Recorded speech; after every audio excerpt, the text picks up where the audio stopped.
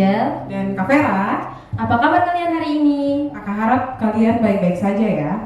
Nah, adik-adik ada yang masih ingat rules kita nggak? Kalau masih ingat, kita sebutkan bersama-sama ya. Yang pertama, kalian harus menggunakan pakaian yang rapi dan sopan.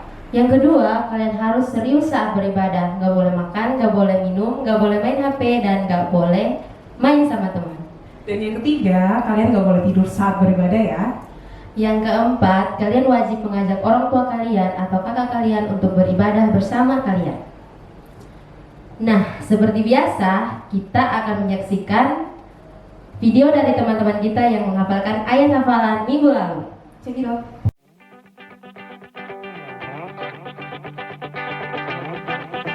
Amsal 24 ayat 14.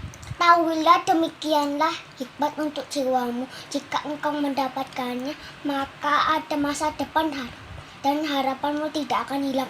Amin. Amsal 24 ayat 14. Ketahuilah demikian hikmat untuk jiwamu. Jika engkau mendapatkannya, maka ada masa depan dan harapanmu tidak akan hilang. Amin. Thank you. Amsal 24 ayat 14. Ketahuilah demikianlah hikmat untuk jiwamu. Jika engkau mendapatkannya, maka ada masa depan dan harapanmu tidak akan hilang. Amin. Terima kasih.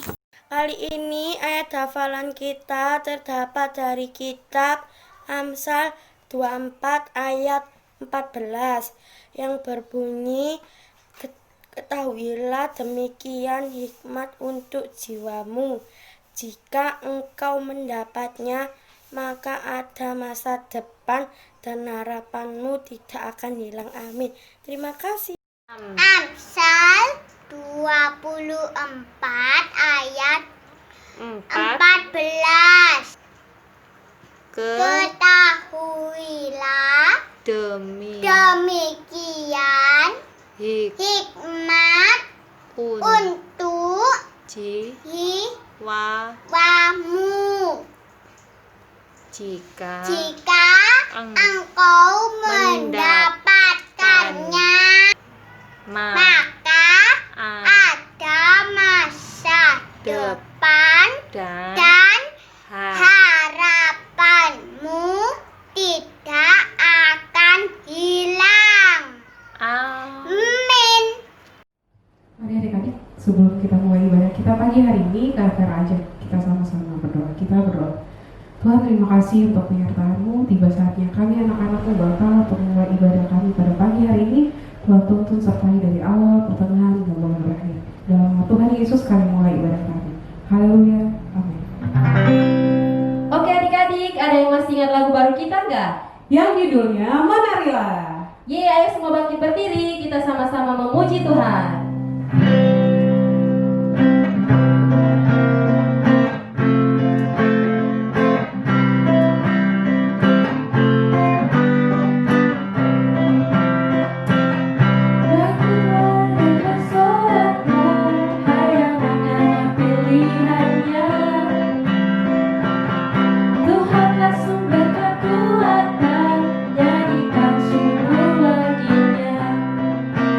Oh, oh, oh, oh.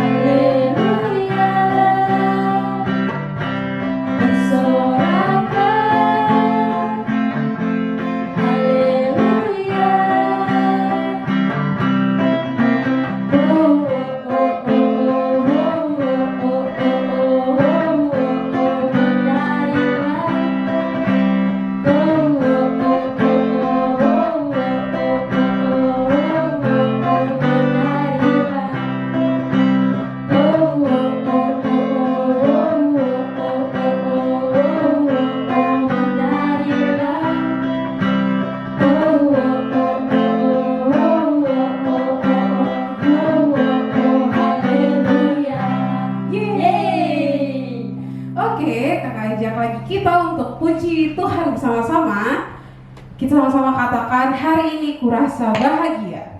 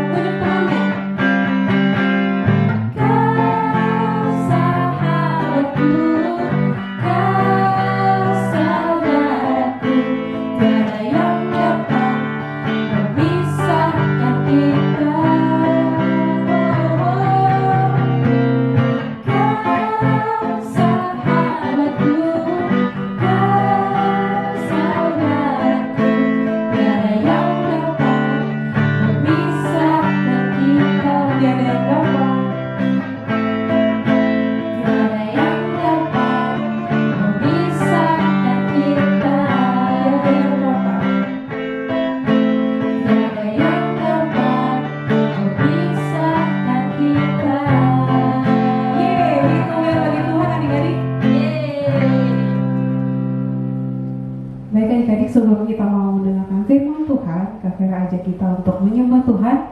Kita angkat satu pujian kemenangan terjadi.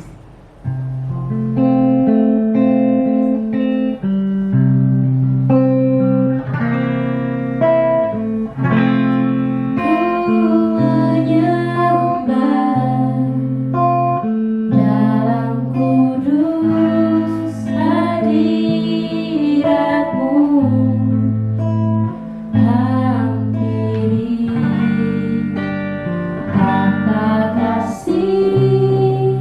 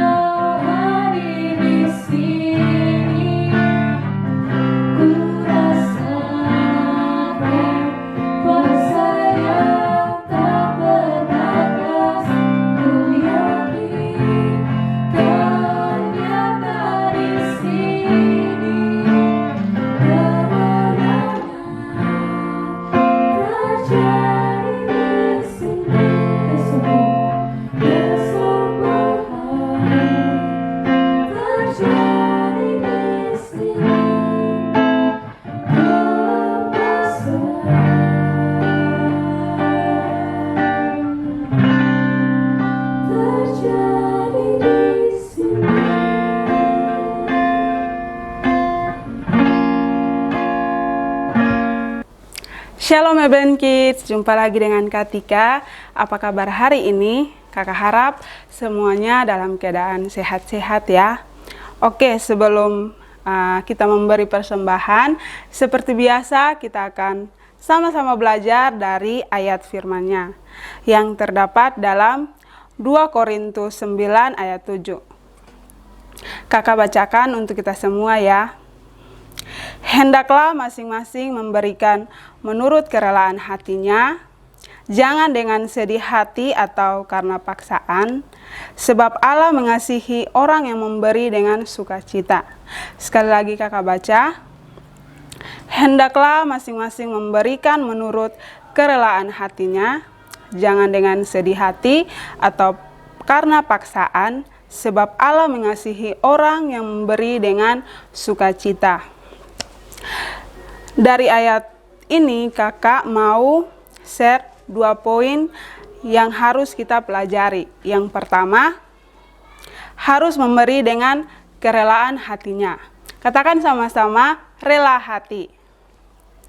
Apa sih rela hati itu? Rela hati artinya ketika kita memberi persembahan kepada Tuhan, tidak dengan hati yang terpaksa, tetapi kita mau memberi persembahan kepada Tuhan dengan senang hati. Dan poin yang kedua adalah memberi dengan sukacita. Katakan sama-sama, sukacita. Nah, apa sih sukacita itu?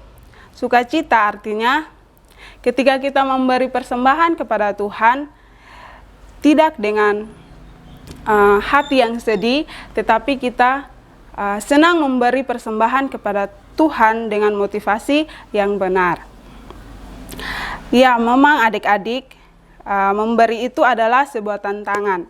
Mengapa demikian? Karena tidak semua orang mudah dan mau untuk memberi. Bahkan ada yang memberi buat keluarga saja sangat perhitungan. Apalagi buat pelayanan.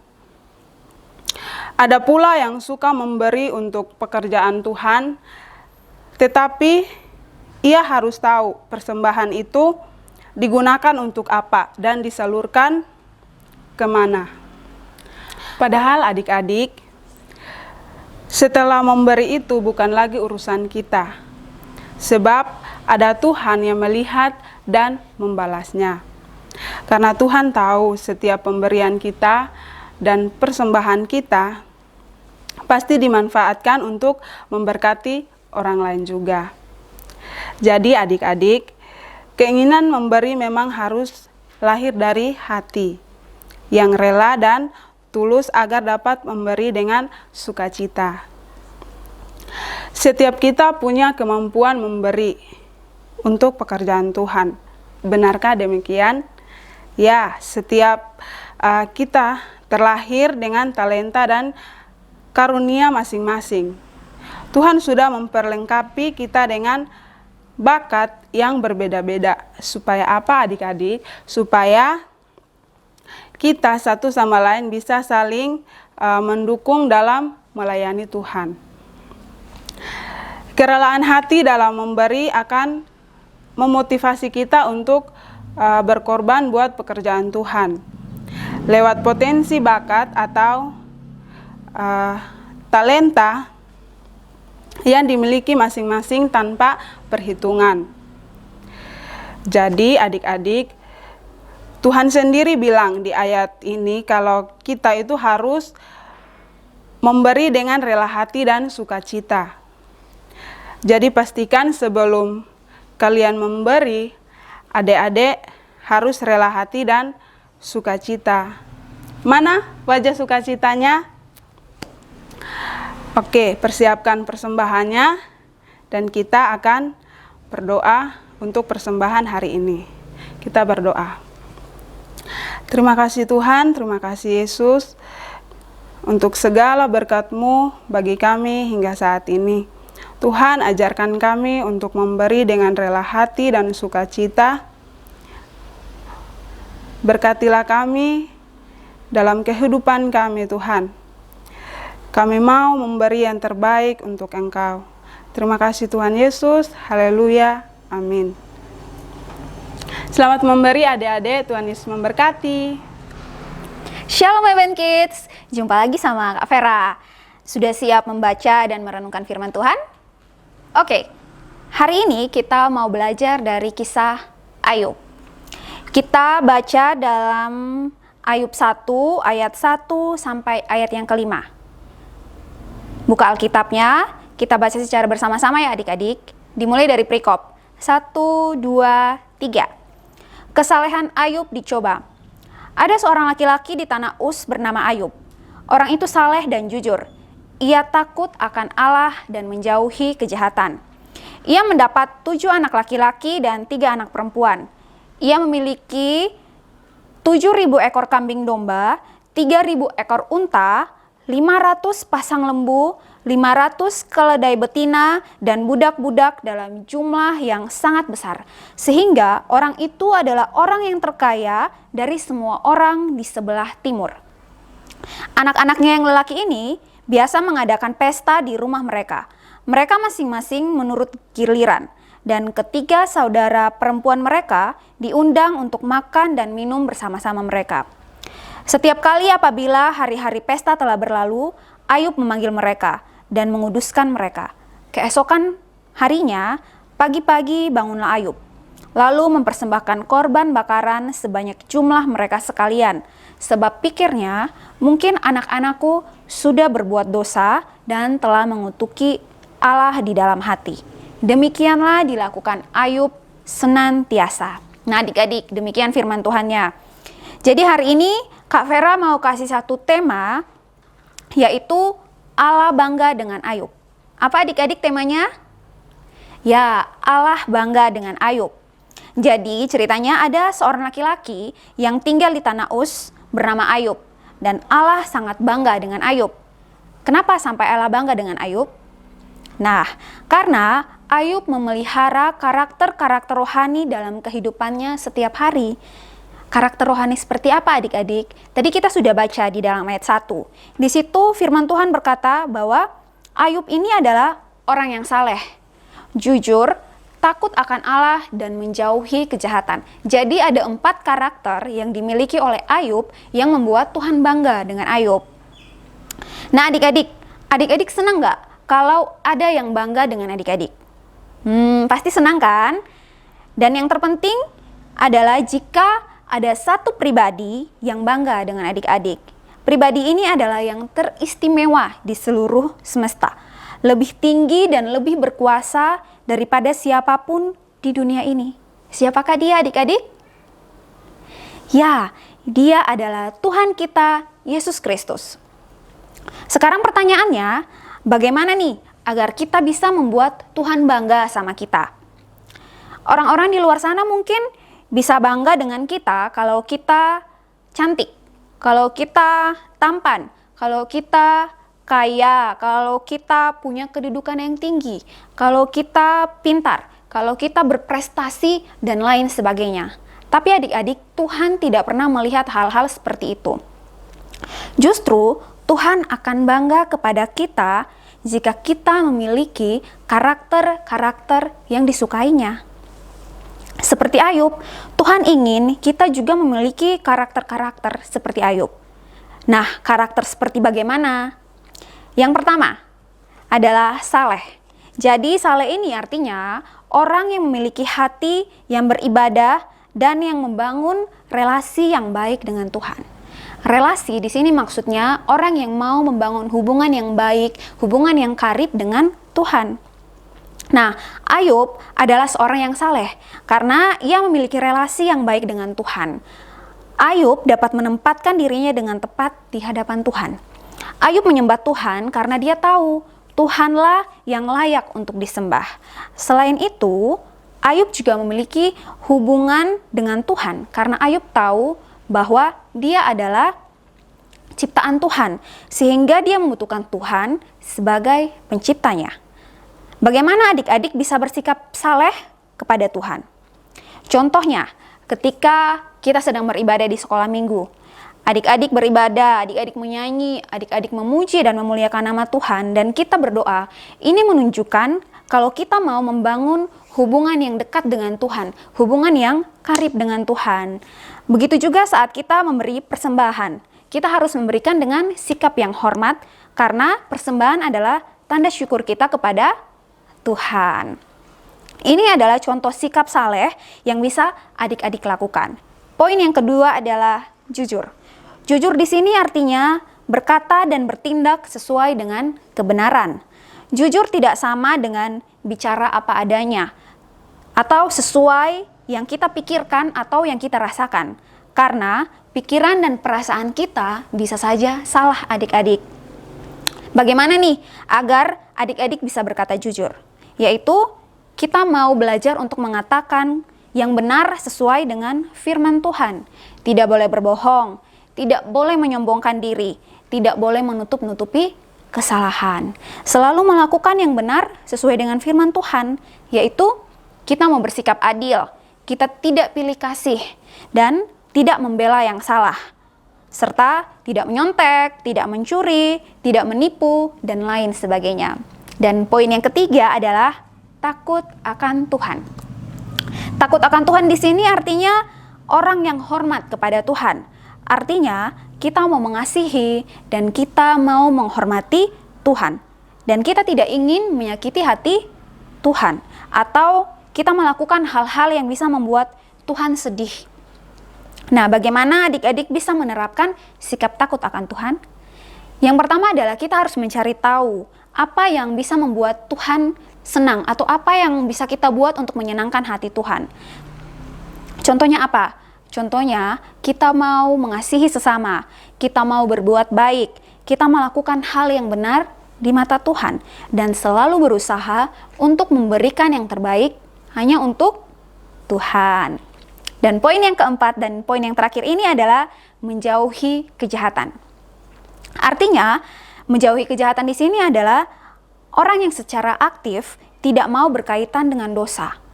Tidak mau dekat-dekat atau tidak mau main-main dengan dosa. Tidak memberi kesempatan kepada dosa untuk berkuasa atas diri kita. Bagaimana nih agar adik-adik bisa menjauhi kejahatan? Yaitu kita selalu memikirkan atau kita selalu memilih yang benar sesuai dengan firman Tuhan. Tidak mau melihat atau tidak mau mendengar hal-hal yang tidak baik. Tidak bergaul atau tidak ikut-ikutan dengan anak-anak yang suka memberontak sama orang tua, anak-anak yang suka melawan sama orang tua, anak-anak yang suka marah-marah sama orang tua.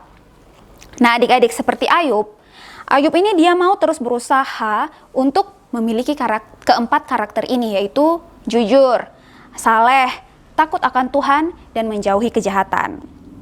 Jika Ayub gagal seperti firman Tuhan tadi katakan, maka Ayub akan segera meminta ampun kepada Allah atas kelalaiannya atau atas kesalahannya. Demikian yang selalu Ayub lakukan setiap hari. Itu adik-adik bisa baca di ayat yang kelima ya. Setelah itu, Ayub kembali berjuang untuk menghidupi keempat karakter itu. Setelah dia berbuat dosa atau setelah dia berbuat salah, dia minta ampun. Dan dia tetap berjuang untuk membangun karakter-karakter yang baik ini di dalam hidupnya. Ayub juga tidak hanya minta ampun untuk dirinya sendiri, tetapi dia juga mau minta ampun untuk dosa-dosa yang sudah dilakukan oleh anak-anaknya. Dengan demikian, Ayub memelihara karakter-karakter yang membanggakan Allah dari hari ke hari. Dan Allah senang dan bangga dengan kehidupan Ayub, sehingga Ayub sangat-sangat diberkati oleh Tuhan. Oleh karena itu adik-adik, hari ini kita mau belajar dari 4 karakter yang dimiliki oleh Ayub. Yang pertama tadi apa? Ya, saleh. Yang kedua, jujur. Yang ketiga, takut akan Tuhan. Dan yang keempat adalah menjauhi kejahatan. Dan jika kita masih gagal untuk mencoba keempat karakter ini, tidak apa-apa. Kita cukup berdoa, kita meminta ampun kepada Tuhan seperti yang dilakukan oleh Ayub. Dan kita mau mencoba lagi untuk membangun karakter yang membanggakan Tuhan. Ada amin adik-adik? Ya, amin. Demikian firman Tuhan untuk hari ini adik-adik. Oke adik-adik, seperti biasa kita punya ayat hafalan.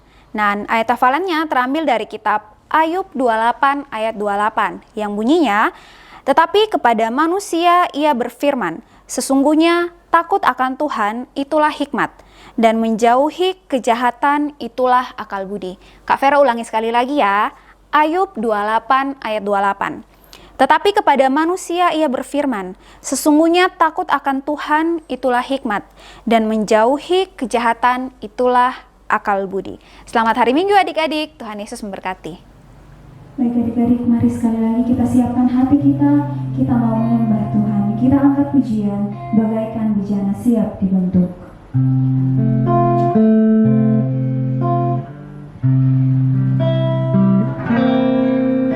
Bagaikan bejana siap dibentuk, demikian hidupku di tanganmu. Dengan urapan kuasa Roh-Mu, ku dibaharui selalu.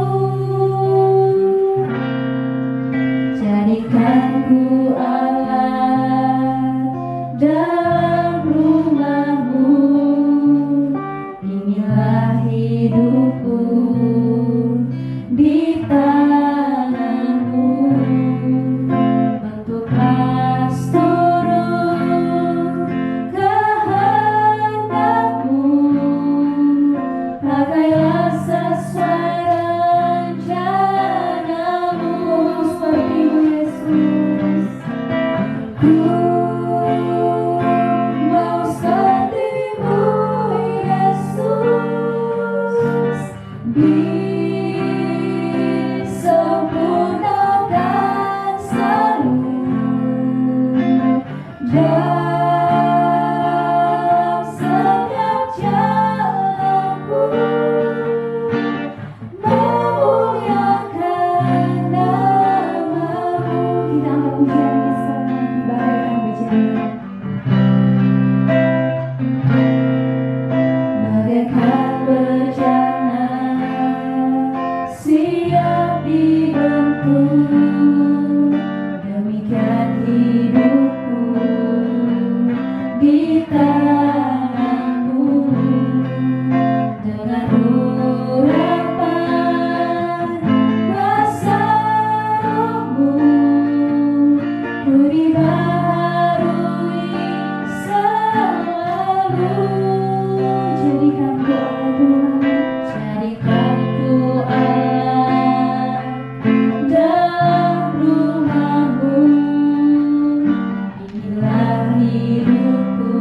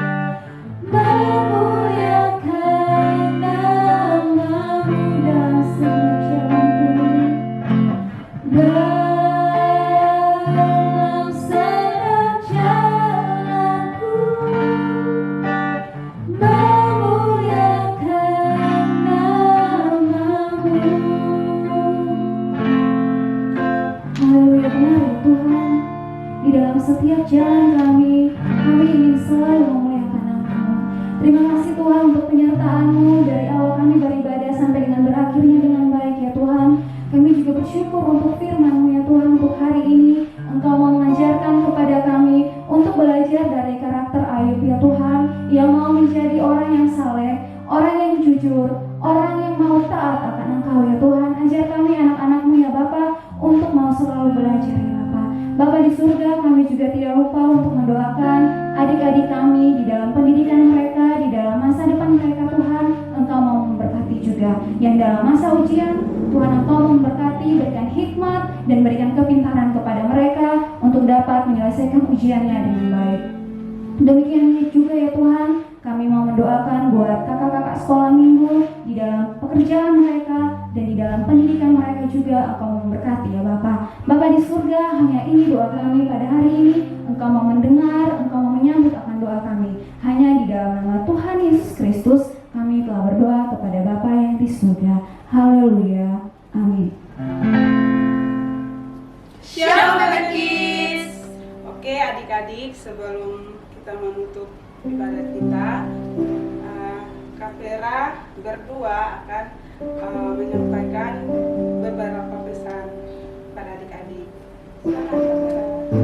Ya, benar sekali adik-adik, seperti yang dikatakan Kak Tika, bahwa kami berdua akan menyampaikan beberapa hal, yaitu hari ini adalah pelayanan terakhir yang dilakukan oleh Kak Vera Risma dan Kak Vera Adel. Jadi Kak harap adik-adik tetap semangat untuk beribadah, tetap semangat untuk mencapai apa yang adik-adik cita-citakan. Selanjutnya Kak Vera Adel, ada yang mau disampaikan? Ya, jadi sebenarnya udah disampaikan sama Kak Vera Risma, tapi Kak Vera berharap untuk kita tetap saling mendoakan satu dengan yang lainnya dan tetap bertumbuh dalam Tuhan ya adik-adik. Yesus memberkati. Ya, jadi adik-adik, setiap pertemuan pasti ada perpisahan. Jadi kita doakan yang terbaik untuk Kakak Vera berdua, terus sukses ke depannya. Yes. Amin. Happy Sunday adik-adik. Yesus memberkati. Happy Sunday.